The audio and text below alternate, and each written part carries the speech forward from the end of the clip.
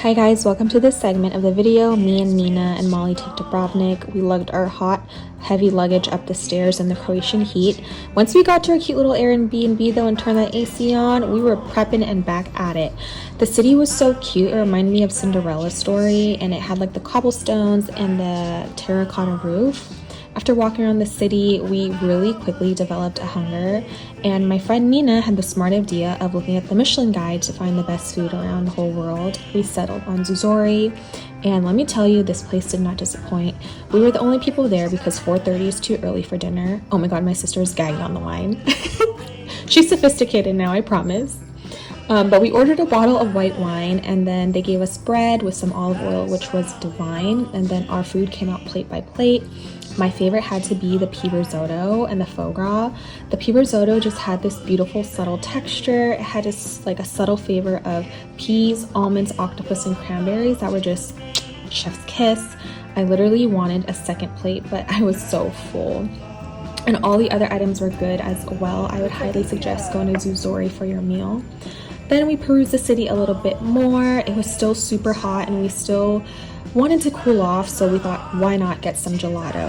So we ended up getting this Gianni's gelato. I got strawberry and they got pistachio.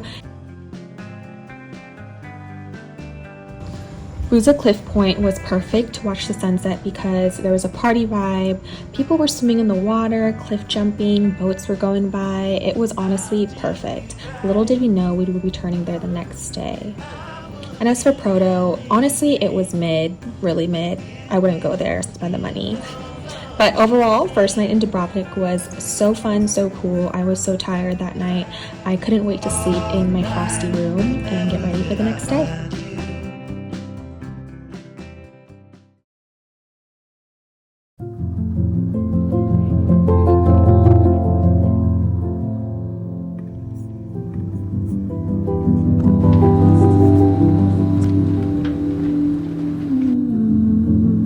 Bright and early the following day, we trekked the Dubrovnik wall for a good chunk of the morning. Despite the heat, the views were stunning and almost fairy tale-like.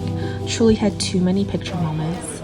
We utilized the Dubrovnik Pass so we could access all of these other following sightseeing points that I'll show you through this segment.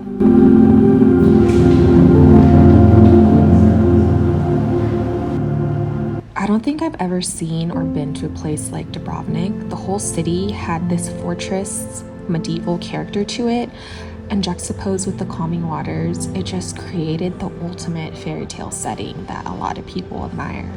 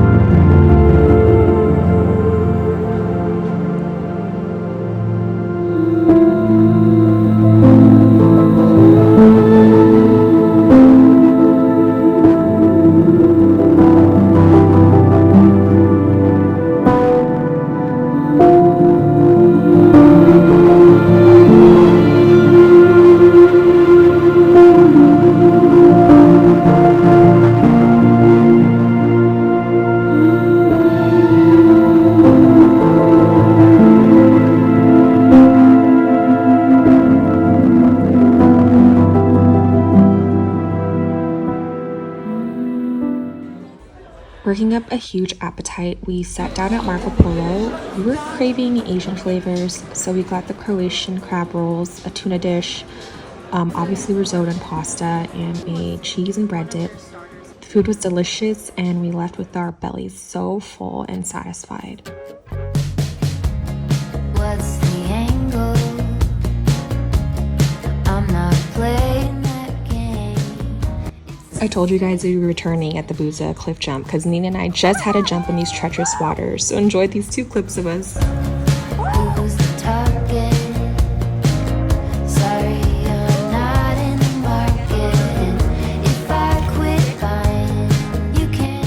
It was definitely the highlight of our trip, even though it was so scary, but I think that's what made it so much more memorable.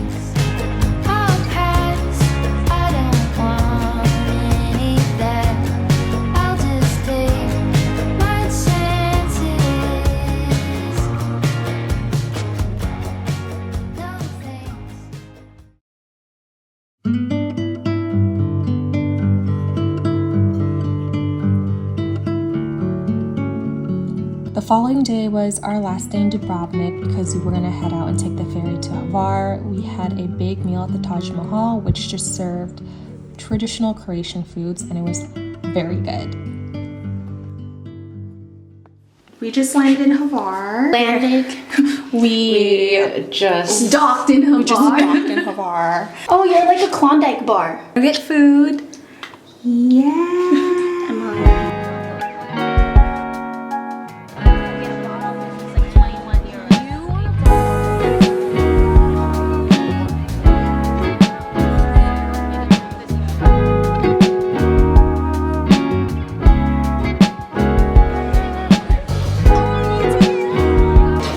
She said that her stomach hurt and that she can't eat anything. Able to pick up that glass of wine. Make it make sense, babe. I mean, take March to Old Town Road. Okay, gotta go by.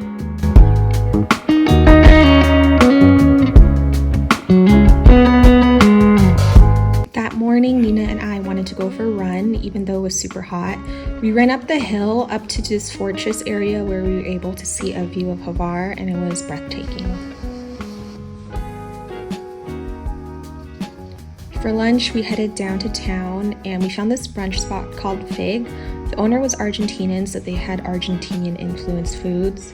We ordered this fig, I think it was like a toast, and this egg/tomato stew. It was delicious. We ended up renting a car because we wanted to go to this small beach, and it was so worth it because guys, look at it. This beach pretty much only had locals. We had to trek a little walk down to get there. There wasn't much space on the sand, so we ended up climbing on the rocks on the side and just laid our towels there.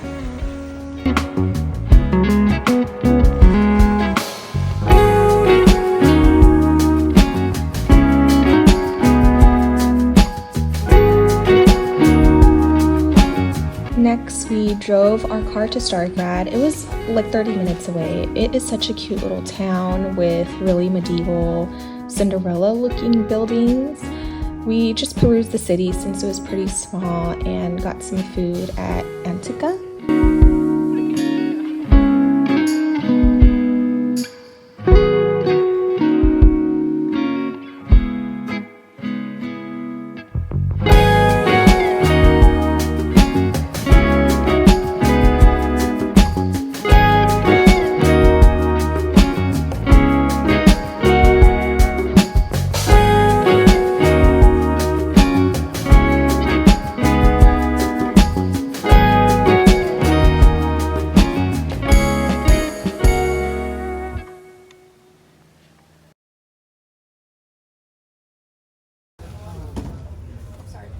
The following morning, we just took it easy and got coffee at Cava and an easy lunch at Mediterraneo. We wanted to do something chill, so we stayed within the walls of Hvar. We did take a little ferry out for 15 minutes to a little beach called Milne. At Milne Beach, we took a 5-minute boat ride here, and it's pretty chill.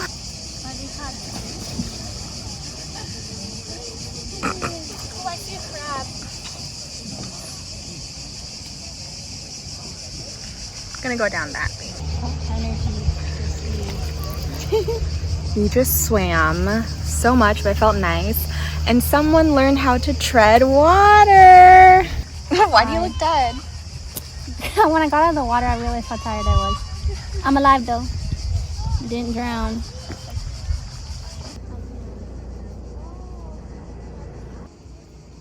I just got home and I feel a little drained because we swam for like an hour and then we walked up this really big hill to get to an Airbnb. But I can't wait to shower and get some food in me. Hopefully it'll be delish. Last night in Hvar, we're gonna go get Asian food. For our last night in Hvar, it was nothing but great vibes. The weather was so great and the water was so cool and there was little wind. And we decided to get silk, which was Asian food.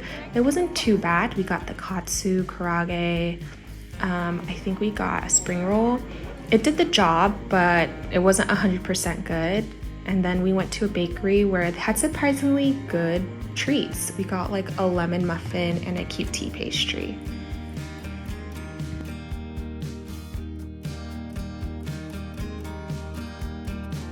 The next day was our last day in Hvar and our time to pack up and head over to Split. We returned the car, packed our things, and got into our ferry, which was only an hour long. Once we arrived in Split, we just kind of, I don't know, chilled at home. We were just so exhausted from the constant traveling. As we got hungry, we headed over to Zinfandel for obviously more pasta and more seafood this time. Zinfandel was so good. We were all impressed with the salads. The salad was like hot and cold, which I've never had before. Like it had warm meat, so it was definitely interesting. It was just so nice to get veggies in on this trip as well. If you guys know, you know. The star of the show were this cheesecake and this lemon meringue. It was a deconstructed version of their desserts. I could not choose which one. I like both. It was like a fluffy cheesecake. It was like whipped. So good.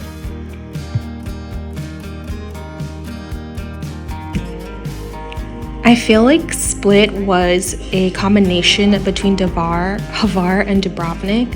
It was just more of a bigger city with a lot of people and a cute beach side. There was a beautiful sunset. Look at the orange and the pink hues. It was casting on the buildings. Words can't describe it.